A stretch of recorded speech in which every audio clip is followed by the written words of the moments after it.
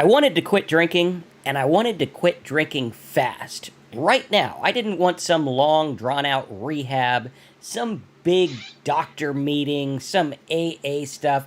I just wanted to quit drinking enough to where I could probably start drinking again at some point. Because if I could just get past this hurdle that's making me drink over and over and over again, then I could be a normal person and then continue drinking and be okay. But the key was I needed to quit drinking now. And that's what we're going to talk about today is the desire to quit drinking now. The desire to use self-help to will yourself into that land of sobriety long enough to where you could fix your life and then go back out and start drinking normally. Or so that was the goal at first. And today that's what we're going to talk about because there's a lot of things going around on TikTok and YouTube and everywhere about different ways to quit drinking. And a lot of the information can be actually quite harmful. So today what we're going to do is we're going to dispel the myths and we're going to talk about the truth about what it takes to get sober, stay sober, and get the life that you probably didn't even know you could have, which is better than the one you thought you wanted. So today we're going to talk about that. Terry, how you doing? I'm doing all right. I wanted to quit drinking fast as well, and I'm sure many of you out there did as well. Let us know how you did with that. For me, it was pretty much a failure every time I tried to do any of those quit drinking now programs or anything like that, and it never worked for me. What I wanted to do was quit drinking and keep going the way I was going, keep doing the same thing, keep the same thought process, all that. Just wanted to stop drinking and not have to crave it or anything like that. And that right there was the challenge, is the not craving it and continuing life normally. I had to make big changes. So yeah, it was difficult. And hey, congratulations, Neil, on 571 days, and Stacy, 16 months. Awesome. And you're loving it. Cool. I'm loving my sobriety too. Absolutely. And I think you guys are almost at the same amount of time. Almost exactly, 16 months and 571. It's pretty similar. So we want to look at that and understand, because I think that there's a lot of misconceptions and a lot of dangerous ideas going around that alcoholism is a self-help thing or drug addiction is a self-help thing, and if you could just fix the problems with your mother and father and all these problems in your life, then one day you'll get sober, or better, you'll be able to drink like a normal person. And I think that the myth here is that alcohol is not a self-help problem. It has nothing to do with self-help. It has everything to do with chemical dependency. You never go and be like, hey, you know what, I was going to go to a Tony Robbins conference, but now I'm hospitalized, right, because of things that goes on or whatever. With alcohol, you can be. And whenever you're dealing with trying to quit drinking fast or trying to cut back your drinking drastically, you need to understand that there are dangerous repercussions in the detox process, right? There are dangerous things going on when you start to detox, and you need to go to a doctor. Like, hands down, if Terry didn't go to a doctor, there would be no Terry today. If I didn't go to the mental hospital, there probably wouldn't be a Marcus today. And we need to understand exactly what's going on, because, all these challenges and ideas about quit drinking fast and here's the one solution and just join my self-help program, right? They're not doctors. It's very important to look at. A lot of people aren't doctors, and doctors are doctors. And they went to school for like 8,000 years and spent a fortune learning how to keep us safe for the most part. And when we're dealing with alcohol, that's who you need to go to an expert when you're getting sober, because, detox can be life-threatening. Right. Totally. And Danny and Trenton, I see that you guys are struggling, and stick around. Watch some of our other videos. I think we have lots of good information for you. But yeah, it's professional help is definitely needed. That's what I had to end up getting. And I had to do more than that. Get the professional help, talk to other sober alcoholics, and try and get a game plan. But really what it came down to was, deep down inside, I really needed to quit. I really needed to want to quit. and that was the struggle. And that happened for quite a long time until finally the next thing I was going to lose was worth more than the drink. And that's kind of what pushed me over the edge. And for me, it was actually my life, Mhm. and I wanted to keep on living. So I had to put out a lot of effort, and the doctor was first thing, of course, and I hooked up with another sober alcoholic. He only had a year of sobriety when I met him, but he had a year of sobriety, which was more than I could even fathom of having. And he showed me what he did, and I just kind of followed along with what he did and did the best I could. Hmm. And that ended up being successful, at least so far. I'm still sober after 8 years, so that worked pretty well. Absolutely. And I think also, when you talk about wanting it, we talk a lot in sobriety and not in sobriety, just about the alcohol problems, about, oh, you need to desire to quit. You need to want to quit. I never wanted to quit. I never did. Up until the last day, I didn't want to quit. When I went into rehab, I drank Yeah, that day. I never really wanted to quit. What helped me was understanding over and over and over again to you. Then they get a glimpse of the light and they're like, oh, wow, I see it. And then they start to see all the other stuff that was manipulation and bad and wrong in that relationship. It's like a light bulb went off and now they see. Right? It's like boop, the door went up, now you can see. And then sometimes they go back in it and boop, the door goes down and they're like, it's not that bad. And what we need to do as alcoholics and addicts is understand that the door needs to be up all the time, and you need to see alcohol for what it is in your life. It's damaging, it's destructive, it causes me to drink in excess, it damages my finances, my health, my well being, my mental state. It damages everything. It's what it does. Now, can I have one? Well, do I really need one? Like, what, do I need to taste it again? I mean, did I not have enough? I've had freaking buckets of this crap. I don't need to try it. And then we understand, okay, this is the problem, and the fact that you want more means it's the problem talking to you. It's that abusive spouse or relationship person saying, hey, come on back. I'm not that bad.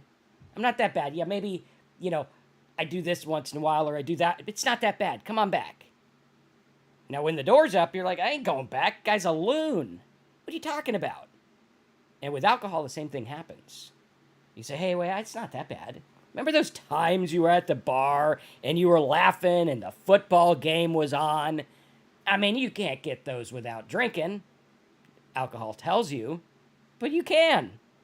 I've done it many times. 8 years sober. I've seen lots of football games. Right? I still don't like them, but, either way, you do see a lot of football games.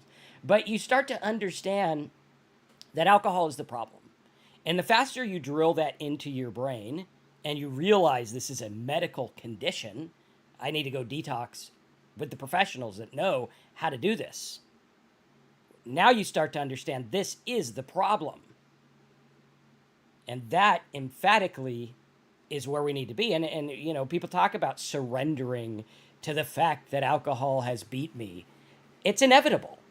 You're either going to surrender now or you're going to surrender later. That's a fact. How much more you want to go? How much more you want to try?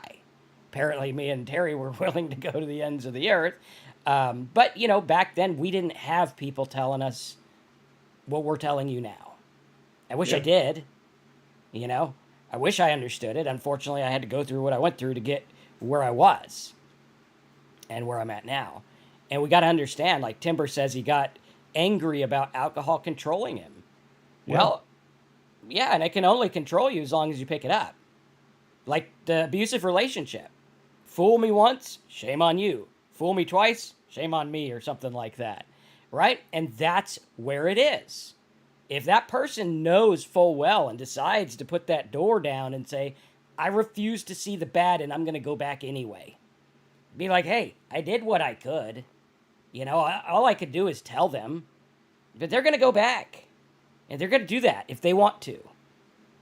And my job is to understand, hey, it's not even about willpower. It's not about alcohol controlling me. It's not about any of this. It's about alcohol as a substance that equals this in my life. Can't talk about your life. I don't know about your life. But in my life, this is what it did. And in my life, having it off the table was the best thing I ever did. Saying, hey, I'm not going to drink anymore. End of story. Well, what about at a wedding? Who cares about it? You really are going to think about a hypothetical wedding? That hypothetical, I don't even know if people are going to get married anymore. I don't know. And is one glass, like, that's where my mind's think. That's sick thinking. That's alcoholic thinking. And if we start to understand, wait a minute, the blinders have been off, but they're on, but they don't need to be anymore. Yeah, the chemical dependency. That is the most important thing to understand, is that I'm chemically dependent, even though I haven't had a drink in a long time. Mm-hmm. If I take that drink, all bets are going to be off, and that's a really important thing to understand. I've spoken with and worked with a lot of people that have taken that drink after some time of sobriety, or a lot of time, or a little time, whatever, and a lot of the times when you ask them, well, why'd you take that drink? A lot of them will be like, I don't know. It'll just be as simple as that. I don't know. And for me, what I have to do is, well, I pay attention to that. The fact that somebody else, they took the drink without realizing why. So I have to be careful of that. And that's why alcohol has to be off the table every minute of every day. Do I have to dwell on it? No. But I do have to keep that in mind, that it's off the table. I cannot take a drink. And that's really important. And now when you take it a step further, so we take the fact that alcohol dependency is the problem here. That's the problem. It's not the other things in my life that are the problem, but that's the problem. Now, those other things in life can factor in. Absolutely. They can make me start to worry about, the anxiety levels start to get high, and I want to hide from my emotions, and maybe a drink will come to mind. But it's off the table, so I cannot take a drink. I've got to have some other tools to use. I can call somebody or something like that, or go to a meeting, or get on Marcus and Terry's webinar, or whatever you can do. It is important to be able to handle those other situations in life, or those celebrations, the wedding, or the I got a promotion at my job, or whatever, I won the lottery, things like that, but it's important to have tools, but you got to keep that alcohol off the table. That's super important. And yeah. Absolutely. And I think it's just so important to realize, what, I've been blinded by this stuff. Yeah. And it doesn't need to be that way anymore. Like, I can quit fast, slow, whatever. Obviously, I need to go to a doctor. But I'm not going to stay stopped until I realize that alcohol is the problem. It's not going to happen. I didn't get that until it was forced into me. Danny says he gets mad every time he's hungover and anxious, but he never learns. I don't know if it's necessarily not learning, because you are learning your lesson. You're just not doing anything about it. And the reason you're not doing anything about it is, one, you got to get to the doctor and figure out what's going on with detox, get alcohol out of your system, and then make a resolve. I'm not going to have any. Not, I'll have one. Or, I'll have a Bud Light 55 that's practically water. No. None. Zero. Zilch. No alcohol. That's it. And that is the resolve. Because if I don't drink alcohol, I won't get drunk. I won't be hungover. I won't have anxiety the next day. It's impossible. I mean, you might have anxiety because it's just whatever. But it's impossible to be hungover unless you were drunk. It's impossible to be drunk unless you drink. And once we understand the simplicity of this, we're like, hey, this is what we're doing. And life can get better. It doesn't have to be this big cycle of, I'm a failure. No, you're chemically dependent.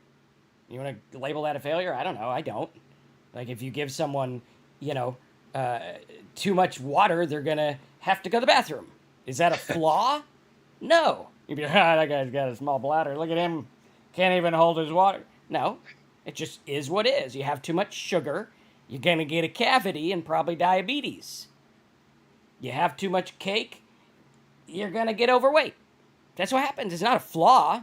It is this is what you have, this is what you get. You go to work, you get a paycheck. Simple. You go to the doctor, they tell you what's wrong with you. You quit drinking, you'll never get drunk again. Pretty simple. And the key is to keep it to that simplicity and lean on the things that you tell yourself. What are you going to tell yourself when things get rough and you seemingly the only option is to drink? Well, you're going to tell yourself what I tell myself, which is I'm going to muscle through it. Let's see what happens. I've tried it drunk. It didn't work very well. Let's try it this way for a long time. Right? And if you don't believe you have an alcohol problem, quit for a year. People without an alcohol problem have no problem quitting for a year. Us alcoholics, a year. Oh man, what am I going to do on Thanksgiving? I mean, if I'm not drunk, the turkey's not going to be very good. Well, sober up and learn to cook a turkey. Right? There you go. You got to look at it in a matter-of-fact way. That's exactly how I looked at things when I was thinking about quitting for a time. And I'd always think ahead of time. Oh, Thanksgiving's coming up. Oh, Christmas is coming up. Or the Super Bowl. What am I going to do at the Super Bowl? I can't drink? What? I'm going to a concert. I can't drink? What? That was completely my thought process. And when I got sober, I had to stop worrying about that. I had to start thinking about today. What am I going to do today? I'm going to try and quit forever. But what am I going to do today to stay sober? I'm going to stay sober today. What I'm going to do is what I'm not going to do. I'm not going to drink. And if I start to get squirrely and start to need it, I'm going to call somebody or do something. Go on a bike ride, go on a hike, do something like that, walk the dog, things like that. That's what I did. Other people have other things that they would do. And, that's a great thing to do is some other activity, something that you like to do or something you used to like to do that has nothing to do with alcohol. I'm sure all of you have something like that, and do that. Figure out a different activity, and that's what helped me a lot. And thinking about the fact that you're not going to be hungover. In the beginning, you're not going to feel good when you first quit. Absolutely not. Going to feel like crap. I did, and it took a while to get better. It wasn't stop drinking fast or get sober fast. It was definitely not feeling great fast, but after a little while, I felt great. It was incredible. Even soon after I got sober, I was feeling better than my best day when I was drinking, and that's huge. And it's really hard to deal with that when it doesn't happen today or tomorrow. It's really difficult to be patient with it. I think most alcoholics are pretty impatient. We want that instant satisfaction. That's what I wanted. I still have a lot of those traits. I still want instant satisfaction, but I have to be patient. I have to learn to let go of these things that might drive me to a drink. What other people think, what other people think about me, what other people are doing, all this stuff that I want to control. I got to let that stuff go. Worry about me. And that's what helps me a lot. It's worrying about me. And then trying to care for others. Other people in my family. Open the door for a stranger. Just being nice to people. Things like that. Starts to build that self-esteem. Starts to allow me to not have to run from society or the world and take that drink. Just little tools like that. And that's what helps me a lot. Absolutely. Cool. Jumping rope. Oh, never. I was reading out loud. Jumping rope or boxing is a great way to get your mind somewhere else if you are craving. Yeah. Oh, yeah. I used to do full contact kickboxing. Oh man, you want to not have to think about anything else? Try, getting in the ring with somebody. You are 100% focused. Yeah. And you will not think about somebody else. I'll be focused on getting out of the ring. That's my goal. I just get out of the ring. Run away from that brawl. All right, guys. I don't think there's a whole lot of questions in the comments. Comments in the questions, however we say that. Um, yeah. Any topics you guys want us to hit on for up and coming shows? Yeah, and while you guys are thinking about that, if you want to learn a way of living that works for both Marcus and myself, check out our website, talksober.com. Mm-hmm. And we have a program in there that will help change your mindset more towards a sober mindset and help you start to think the right things. And it doesn't happen fast, but if you start to work on things every day, it's going to happen a lot quicker than you think it is, and you're going to start living a sober life, and you're able to live a happy life. So check it out, talksober.com. You can go there, and there's a free little "Am I an Alcoholic?" quiz. There's a couple videos and PDFs and things like that you can check out. So go look. Absolutely. All right, guys. So talksober.com. A lot of people talking about some topics you want, so that'll be good. We'll take a look at those. I think that's about it for this week, unless you have any magic ending words there, Terry. Just well, if as far as to stop drinking fast, I think our warning in it is just be careful. Try everything. Make sure you go see a doctor, and be patient with yourself. And some people can quit right away, really quickly, and most can't.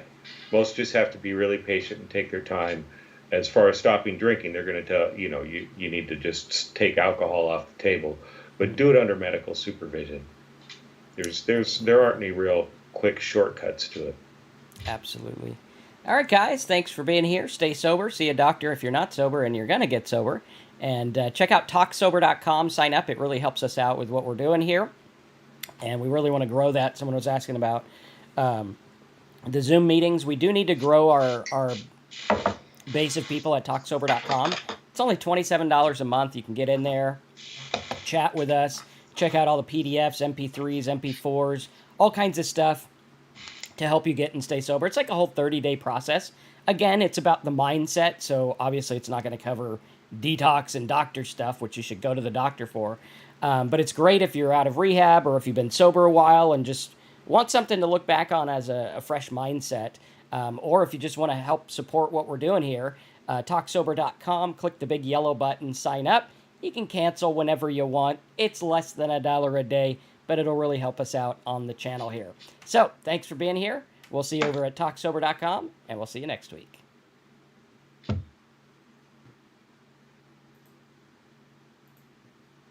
All right.